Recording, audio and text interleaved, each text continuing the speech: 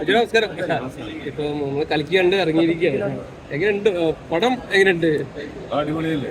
കാരണം ഇങ്ങനെ ഒരു ഇന്ത്യൻ സിനിമ ലോകം മുഴുവൻ അറിയപ്പെടുന്ന രീതിയിലുള്ള സിനിമയായിട്ട് മാറുന്നത് സംശയമില്ല. കാരണം നമ്മൾ ബോളിവുഡ് സിനിമയിൽ മാത്രമാണ് ഇങ്ങനെ ഇത്തരം ടെക്നിക്കലി ഇപ്പം ഇന്ത്യക്ക് തന്നെ അഭിമാനിക്കാവുന്ന വലിയ സിനിമയായിട്ട് എനിക്ക് തോന്നി. അതിൻ്റെ ഒരു ഭാഗമാകാനായിട്ട് എൻ്റെ മകൾക്കും സാഹിത്യത്തിൽ വളരെ സന്തോഷം. എല്ലാവരും എല്ലാവരും അഭിനയിച്ചിരിക്കുന്ന മെമ്മറബിളായിട്ടുള്ള അന്നവന്റെ പ്രകടനം എങ്ങനെയുണ്ട്? ഒരു ഫൈറ്റ് ഒക്കെ ചെയ്യുന്നുണ്ട്.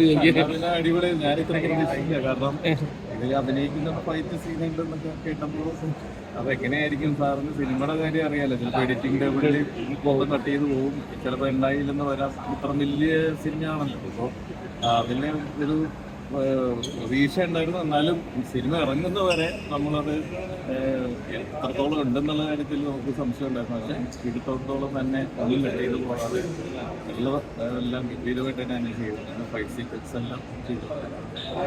ചെറിയ പരിക്കുകളെല്ലാം പറ്റിയിരുന്നു. എന്നാലും അങ്ങനെയൊക്കെ കാര്യമൊക്കെ അത് പുള്ളിക്കാരികളെ ഗംഭീരമായിട്ട് ചെയ്തിട്ടുണ്ട്. ശരിക്കും പറഞ്ഞാൽ ലെജൻഡറി ആക്ടേഴ്സിന്റെ കൂടെ ഒരു സ്ക്രീൻ ഷെയർ ചെയ്യാൻ പറ്റി, അല്ലെങ്കിൽ ഒരു പടത്തിന് ഭാഗമാകാൻ പറ്റി. ശരിക്കും അച്ഛനെന്ന നിലയിൽ മകളുടെ ഒരു പ്രൗഡ് മൊമെന്റ് അല്ലേ ശരിക്കും? തീർച്ചയായിട്ടും. അത് ഓരോ സിനിമയും നമുക്ക് അന്നെ വളരെ പ്രൗഡ് മൂവ്മെന്റ് പറഞ്ഞുകൊണ്ടിരിക്കുകയാണ്. കാരണം ഇങ്ങനെയൊന്നും മെച്ചമായിട്ടുള്ള പ്രകടനമാണോ അല്ലെങ്കിൽ കാണാൻ സാധിച്ചത് നല്ല കിട്ടിയിട്ട്